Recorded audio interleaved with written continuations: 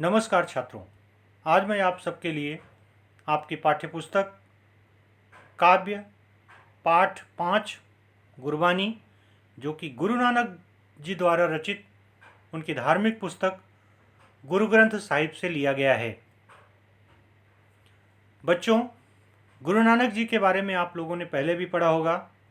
गुरु नानक जी सिख धर्म के संस्थापक माने जाते हैं, सिखों के पहले गुरु माने जाते हैं जिन्होंने सिख धर्म की स्थापना की थी। तो आइए हम गुरु नानक जी के बारे में उनका संक्षिप्त जीवन परिचय जानते हैं। गुरु नानक जी का जन्म 15 अप्रैल 1469 को रावी नदी के किनारे तलवंडी नामक ग्राम में हुआ। बचपन से ही आपका झुकाव आध्यात्मिक चिंतन और सत्संग की ओर रहा। आप सर्वेश्वरवादी हैं और सभी धर्मों वर्गों को समान दृष्टि से देखते हैं। बच्चों, सर्वेश्वरवादी वह होता है जो सभी ईश्वर में विश्वास करे, सभी ईश्वर को माने, सर्व ईश्वरवादी, और सभी धर्म के लोगों का सम्मान करे, सभी जाति के लोगों का सम्मान करे। आपने विश्व बंधुत्व के विचार की पुष्टि की है। विश्व बंधुत्व भारतीय संस्कृति की पहचान ही रही है कि वसुधैव कुटुंबकम, कि संपूर्ण पृथ्वी ही अपना परिवार है। इस विचार की भी पुष्टि करते हैं। आपके भावुक और कोमल हृदय ने प्रकृति से एकात्म होकर जो अभिव्यक्ति की है वह अनूठी है। सहज सरल भाषा द्वारा अपनी बात कहने में आप सिद्धहस्त हैं। आपका निधन 1539 में हुआ। गुरु नानक जी की प्रमुख कृतियां हैं गुरु ग्रंथ साहिब, जो कि सिखों की धार्मिक पुस्तक भी मानी जाती है। अब हम लोग इस काव्य पाठ की विधा परिचय के बारे में भी जानते हैं। यह पद शैली में लिखी गई रचना है, जो कि काव्य रचना की एक गेय शैली है। गेय शैली होती है जिसे गाकर सुनाया जा सके। इसके विकास का मूल स्रोत लोकगीतों की परंपरा ही माना जा सकता है। हिंदी पद शैली में विभिन्न छंदों का प्रयोग अनेक निश्चित रूपों में हुआ है। हिंदी साहित्य में पद शैली की दो निश्चित परंपराएं मिलती हैं, एक संतों की शबद और दूसरी कृष्ण भक्तों की परंपरा। संतों की शबद में जिसमें निर्गुण ईश्वर को मानने वाले, और कृष्ण और राम भक्ति की परंपरा में जो सगुण ईश्वर को मानने वाले कवि हैं। आइए हम पाठ परिचय के बारे में भी पढ़ते हैं। प्रस्तुत दोहों तथा पदों में गुरु नानक ने गुरु की महिमा, कर्म की महानता, सच्ची शिक्षा आदि विषयों पर अपने विचार व्यक्त किए हैं।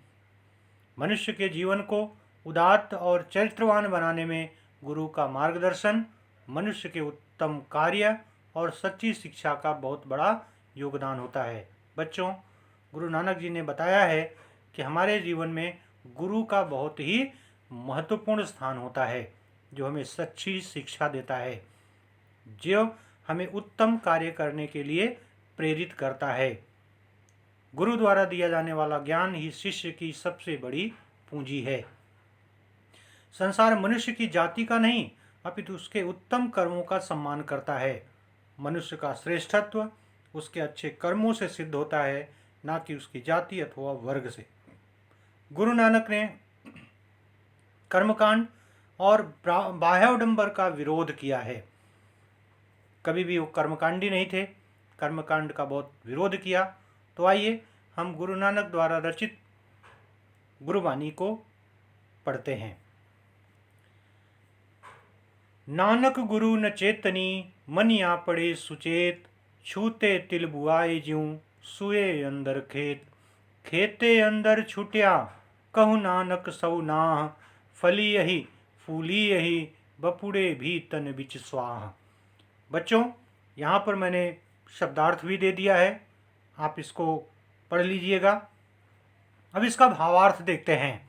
नानक गुरु न चेतनी, मनिया पड़े सुचेत। गुरु नानक कहते हैं कि जो लोग गुरु का चिंतन नहीं करते, न चेतनी, जो गुरु के बताए हुए रास्ते पर नहीं चलते हैं, मनिया पड़े सुचेत, जो गुरु से लापरवाही करते हैं या गुरु की बातों को न मानकर अपने बनाए हुए रास्ते पर चलते हैं, उन लोगों की तुलना तिल, एक तिल होता है सफ़ेद और दूसरा तिल होता है काला। सफ़ेद तिल की खेती में ही काला तिल भी पाया जाता है, जो कि अच्छा नहीं होता है। तो उन लोगों की तुलना जो ईश्वर की बताई हुई बातों को नहीं मानते हैं, उनकी तुलना उन काले तिल के पौधों से की गई है। देखते हैं, और अपने आप को ही ज्ञानी समझते हैं। वे व्यर्थ ही उगने वाली तिल की उन झाड़ियों की तरह होते हैं। छूते तिल बुआए ज्यों सुए अंदर खेत, जो अपने आप ही खेत में पैदा हो जाते हैं। खेते अंदर छूटिया कहु नानक सौ ना। सौ ईश्वर, उनका कोई भी मालिक नहीं होता है, उनकी कोई देखभाल करने वाला नहीं होता है। उन काले तिल के पौधों को कोई भी सम्मान नहीं देता है, वह अपने आप ही पैदा हो जाते हैं।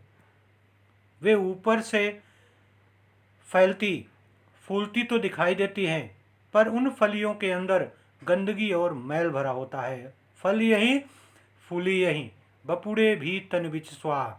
वो फलते भी हैं, फूलते भी हैं, और उनके अंदर गंदगी ही गंदगी भरा होता है। ऐसे लोगों से किनारा कर लेते हैं। तो गुरु नानक जी कह रहे हैं कि जो लोग गुरु की बातों को नहीं मानते हैं, जो गुरु की बातों से लापरवाह हो जाते हैं, वे लोग उस काले तिल के पौधे की तरह होते हैं जिसमें तिल की फलियां तो लगती हैं, वो फलते भी हैं, फूलते भी हैं, तरक्की भी करते हैं, आगे भी बढ़ते हैं, लेकिन जिस किसी के साथ रहते हैं उसको भी गंदा कर देते हैं, और ऐसे लोगों से पूरा संसार किनारा कर लेता है। आइए हम उदाहरण के माध्यम से इस पद को समझने की कोशिश करते हैं कि एक गुरु और शिष्य थे। गुरु ने अपनी सारी धनुर्विद्या को अपने शिष्य को सिखा दिया।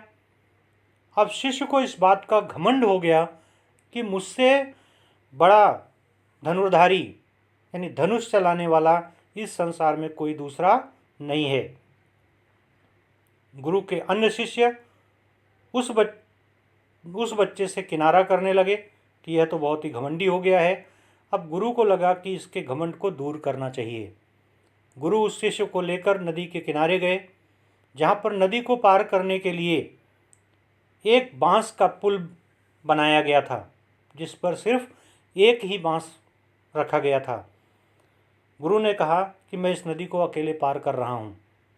गुरु जैसे ही बीच में पहुँचे, बांस पर खड़े होकर वैसे ही शिष्य से उन्होंने कहा कि तुम बताओ कि कहाँ पर निशाना लगाना है। शिष्य कुछ समझ नहीं पाया, पर फिर भी उसने एक जगह की तरफ इशारा किया और गुरु ने उस लक्ष्य को वहीं पर खड़े होकर भेद दिया। अब गुरु जी नदी के उस पार चले गए और उन्होंने शिष्य को इशारा किया कि अब तुम इस बांस पर पैर रखकर नदी को पार करो। शिष्य जैसे ही नदी के बीच में पहुंचा, उसने भी गुरु को कहा कि गुरु जी अब आप बताइए कि मैं कहाँ निशाना लगाऊं। उस बांस पर खड़े होना तो मुश्किल था, निशाना लगाना तो बहुत बड़ी बात। गुरु ने जैसे ही लक्ष्य की तरफ इशारा किया, वैसे ही शिष्य के पैर उस बांस पर से डगमगाने लगे और वह नदी में गिर गया। किसी तरह से उसे बाहर निकाला गया। तो गुरु जी के पास पहुंचते ही वह गुरु जी के चरणों पर गिर गया कि आपसे बड़ा धनुर्धारी इस संसार में कोई दूसरा नहीं है। मैंने तो व्यर्थ में ही घमंड कर लिया था, मुझे घमंड नहीं करना चाहिए। आज के बाद से मैं आपकी बातों को ही ध्यान में रखूँगा। मैं अपने आप को सबसे बड़ा धनुर्धारी नहीं मानूंगा। तो बच्चों, गुरु की बात को हमेशा मानना चाहिए। अगर आप गुरु के बताए हुए रास्ते पर नहीं चलते हैं तो लोग भी आपसे किनारा कर लेंगे। उसी तरह से जैसे तिल, काले तिल का वो फली जो लोगों के हाथों को भी गंदा कर देता है और लोग उससे किनारा कर लेते हैं। तो बच्चों, आइए हम दूसरे पद को पढ़ते हैं। जल मोह घसी मसी करी, मति कागद करी सारू। भाई कलम करी चितु लेखारी, गुरु पूछ लिखु बिचारी। लिखु नाम सालाह लिखु, लिखु अंत न पारावार। यहाँ पर शब्दार्थ भी दिया गया है, इसको आप ध्यान से देख लीजिएगा, पढ़ लीजिएगा। अब भावार्थ देखते हैं। जलि मोह घसी मसी करी, मति कागद करी सारू। गुरु नानक कहते हैं कि मोह को जलाकर और घिस कर स्याही बनाओ। मोह माया, जो इस संसार में हम लोग एक दूसरे से, अपने परिवार से, समाज से प्रेम करते हैं, उसके मोह में फंसे रहते हैं, ऐसे मोह को त्यागने की, छोड़ने की बात कर रहे हैं। किस तरह से? मोह को जलाकर और घिस कर स्याही बनाओ। मसी करी, मसी स्याही। अपनी बुद्धि को श्रेष्ठ कागज समझो। मति कागद करिसारू, मति बुद्धि, कागद कागज। अपनी बुद्धि को श्रेष्ठ कागज समझो। भाई कलम कर चितु, प्रेम भाव की कलम बनाओ। चित या मन को लेखक समझो। गुरु पूछ लिखो विचारी, गुरु से पूछ कर लिखो प्रभु नाम की स्तुति। लिखो नाम सालाह लिखो, गुरु से पूछ कर, गुरु से विचार करके उस ईश्वर का नाम लिखो जो लिखो अंत न पारावार। उस ईश्वर का नाम लिखो जिसका कोई न आदि है न कोई अंत है। बच्चों, गुरु ही हमें ईश्वर के बारे में बताता है, इसलिए हमारे जीवन में गुरु का बहुत ही महत्व माना जाता है। तो नानक जी भी कहते हैं कि अपने मोह को जलाकर घिस कर स्याही बनाओ, बुद्धि को कागज समझो, प्रेम की कलम से और अपने मन बुद्धि को एक करके गुरु के बताए हुई बातों को ध्यान में रखकर उस अनंत ईश्वर के बारे में लिखो जिसका कोई आदि और अंत नहीं है। तो आइए बच्चों, इसको एक उदाहरण के माध्यम से भी हम समझते हैं। आप लोगों ने भक्त प्रहलाद के बारे में पढ़ा होगा। भक्त प्रहलाद जो भगवान विष्णु का परम भक्त माना जाता था, लेकिन उसके पिता हिरण्यकश्यप, जो कि खुद को ही ईश्वर मानते थे और प्रहलाद से इस बात से नाराज रहते थे कि तुम मुझे ही ईश्वर समझो, विष्णु की पूजा करना छोड़ दो। हिरण्यकश्यप ने प्रहलाद के ऊपर बहुत अत्याचार किए, उसे होलिका के साथ अग्नि में जलाने की भी कोशिश की, जिससे होली का त्यौहार भी शुरू हुआ। पर प्रहलाद का उसमें कुछ भी नुकसान नहीं हुआ। एक दिन प्रहलाद ईश्वर की खोज में राज्य से निकलकर बाहर जा रहे थे, तो रास्ते में उनको नारद जी मिले। नारद जी ने उनको बताया कि बच्चा, तुम्हें अगर ईश्वर को प्राप्त करना है तो कहीं जाने की ज़रूरत नहीं है, बस तुम्हें उनकी आराधना करनी है। उनको एक मन से, एक चित्त से, एकाग्र होकर यदि तुम ईश्वर की आराधना करते हो तो वो तुम्हें ज़रूर मिलेंगे। तो इस तरह से हिरण्यकश्यप ने जब प्रहलाद को मारने की कोशिश की, उसे एक खंभे में बांध दिया, तो वहाँ पर अपने भक्त को बचाने के लिए, यानी भक्त प्रहलाद को बचाने के लिए भगवान विष्णु नरसिंह अवतार लेकर उस खंभे को फाड़कर प्रकट हुए और हिरण्यकश्यप को मार डाले और अपने भक्त की रक्षा किए। तो बच्चों, ईश्वर अपने भक्तों की रक्षा हमेशा करता है, यदि उसे सच्चे मन से, अच्छी नीयत से याद किया जाए तो वह ज़रूर मिलता है। आइए अब हम तीसरा पद पढ़ते हैं। मन रे अहिनिस हरि गुण सारी, जिन खिनु पलु नाम न बिसरे, ते जन बिरले संसार। ज्योति ज्योति मिलाइए, सुरति सुरति संजोग। हिंसा हव में गतु नये, नाही सहसा सोग। गुरुमुख जिसु हार मनि, बसे तिसु में ले गुरु संजोग। यहाँ पर शब्दार्थ भी दिया गया है, इसको आप लोग ध्यान से देख लीजिएगा। भावार्थ देखते हैं कि गुरु नानक कहते हैं कि हे मन, तू दिन रात भगवान के गुणों का स्मरण कर, जिन्हें एक क्षण के लिए भी ईश्वर का नाम नहीं भूलता। संसार में ऐसे लोग बिरले होते हैं। गुरु नानक जी कह रहे हैं कि हमें हर समय, हर पल ईश्वर को याद करना चाहिए, कभी भी उनके नाम को भूलना नहीं चाहिए। पर ऐसे लोग संसार में बहुत कम ही होते हैं। अपना ध्यान उसी ईश्वर में लगाओ और उसकी ज्योति से तुम भी प्रकाशित हो जाओ। जब तक तुझ में अहम भाव रहेगा तब तक तुझे प्रभु के दर्शन नहीं हो सकते। कहा भी गया है कि जहाँ अहंकार है वहाँ ईश्वर कभी भी नहीं हो सकते हैं। पहले अपने मन के अहंकार को समाप्त करो, तभी ईश्वर की प्राप्ति तुम्हें हो सकती है। जिसने अपने हृदय में भगवान के नाम की माला पहना ली है, उसी को ही प्रभु दर्शन देते हैं। यदि आप पूरे मन से ईश्वर की आराधना करोगे तो निश्चित है ईश्वर तुम्हें दर्शन जरूर देंगे।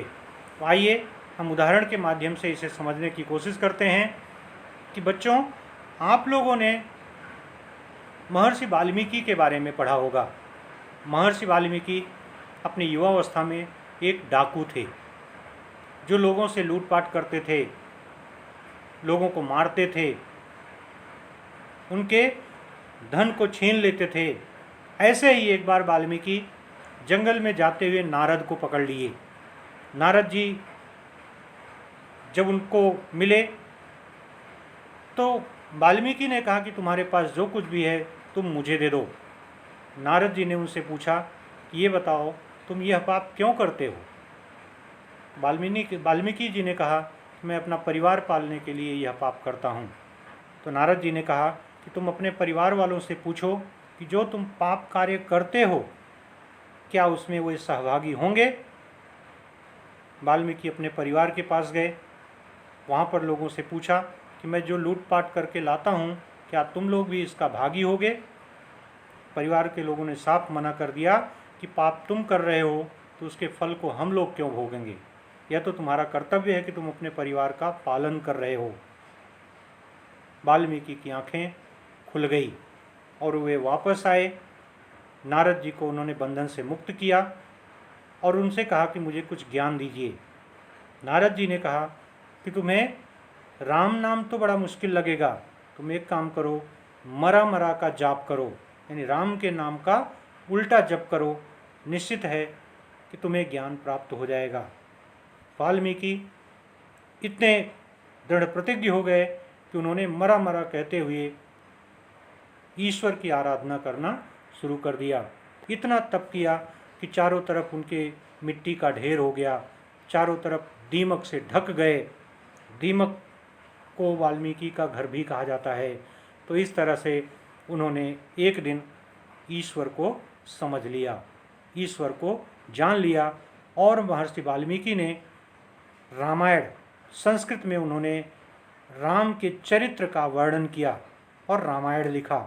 आगे चलकर जिसे तुलसीदास जी ने भी अवधी भाषा में रामचरितमानस लिखा। तो बच्चों, यदि आप किसी भी ईश्वर को मन से एक योग होकर उसे याद करेंगे तो निश्चित ही आपको उसकी प्राप्ति हो जाएगी। आइए हम आकलन भी देखते हैं।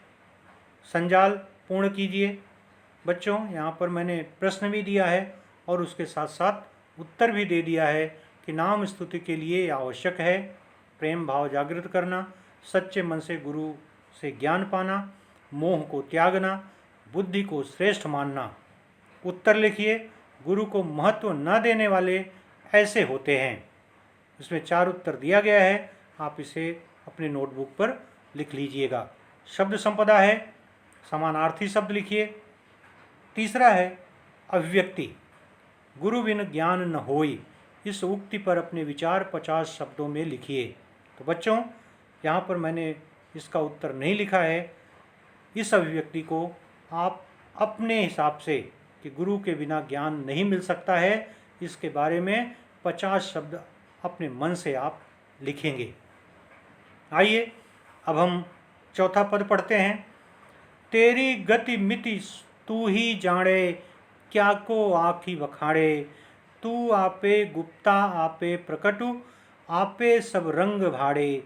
साधक सिद्ध गुरु वहु चेले, खोजत फिरई फरमाड़े। समय बधु पाई इह भिक्षा तेरे दर्शन कौ कुरवाणे।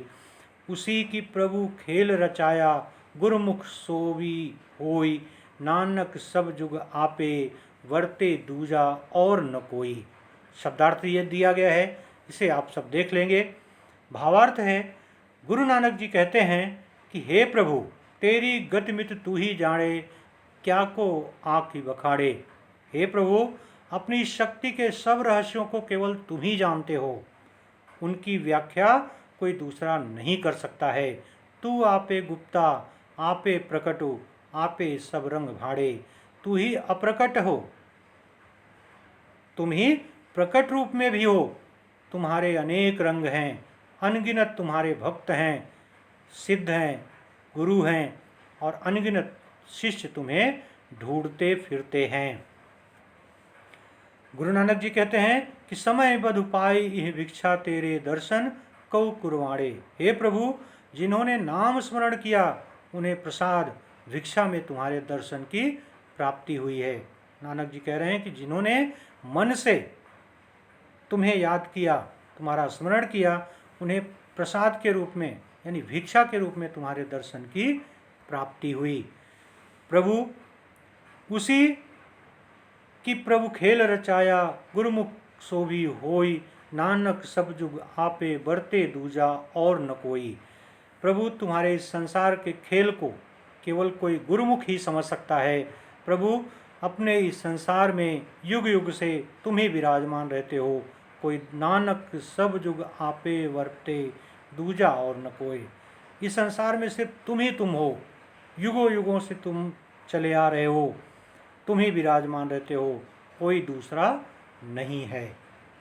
आइए हम इसे उदाहरण के माध्यम से भी देखते हैं कि बच्चों, आप लोगों ने सूरदास के बारे में पढ़ा होगा।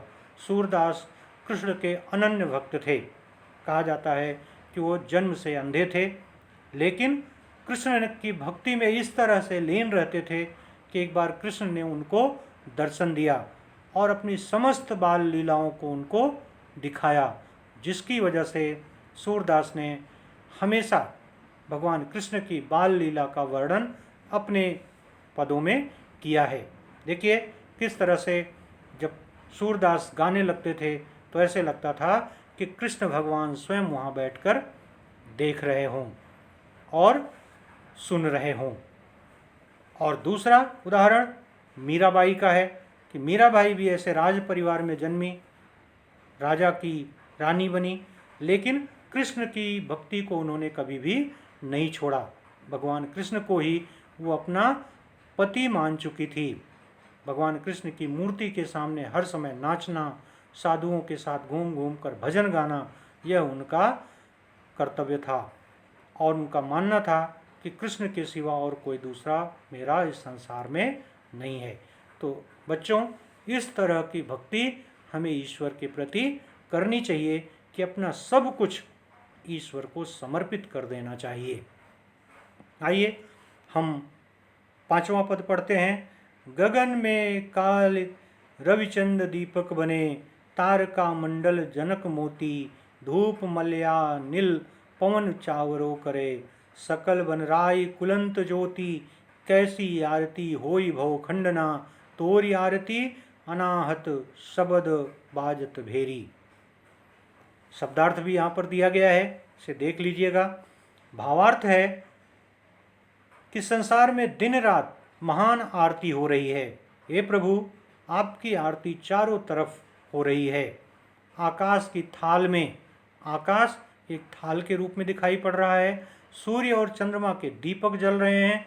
रवि चंद्र दीपक बने, सूर्य और चंद्रमा दीपक बन गए हैं। तारका मंडल जनक मोती, हजारों तारे सितारे मोती बने हैं। धूप मलयानिल पवन चवरो करे, मलयागिरी पर्वत की खुशबूदार हवा, मलयागिरी जहाँ पर चंदन के वृक्ष पाए जाते हैं, मलयागिरी पर्वत की खुशबूदार हवा चल रही है। वहाँ से खुशबूदार हवा वाला धूप गुग्गुल महक रहा है। वायु हवा से चांवर कर रही है। जंगल की सभी वनस्पतियाँ फूल चढ़ा रही हैं। हृदय में अनहद नाद का वाद्य बज रहा है। हे मनुष्य, इस कैसी आरती होय भव खंडना, तोरी आरती अनाहत शब्द बाजत भेरी। हे मनुष्य, इस महान आरती के होते हुए तेरी आरती का क्या महत्व। अर्थात भगवान की आरती तो मन में उतारी जाती है। श्रद्धा ही भक्त की सबसे बड़ी भेंट है। तो हमें ईश्वर को कहीं बाहर नहीं ढूंढना चाहिए। ईश्वर तो हमारे अंदर ही विराजमान रहता है। अलग से आरती करने का कोई मतलब नहीं होता। बस ईश्वर का ध्यान करिए, ईश्वर की आरती अपने मन में ही हो जाएगी, जिसका अर्थ होता है कि ईश्वर को सच्चे मन से याद करना चाहिए। कहीं इधर उधर भटक कर ईश्वर को खोजने से ईश्वर की प्राप्ति नहीं होती है, क्योंकि ईश्वर तो हमारे मन में बसा हुआ है, ऐसा गुरु नानक देव जी कहते हैं। तो बच्चों, उम्मीद करता हूँ कि आपको मेरा यह वीडियो पसंद आया होगा। आपको गुरु नानक देव जी के पद पसंद आए होंगे। अगर यह आपको पसंद आया हो तो इसे लाइक करिए, शेयर करिए और अपने कमेंट भी करिए और सब्सक्राइब करना ना भूलें। धन्यवाद।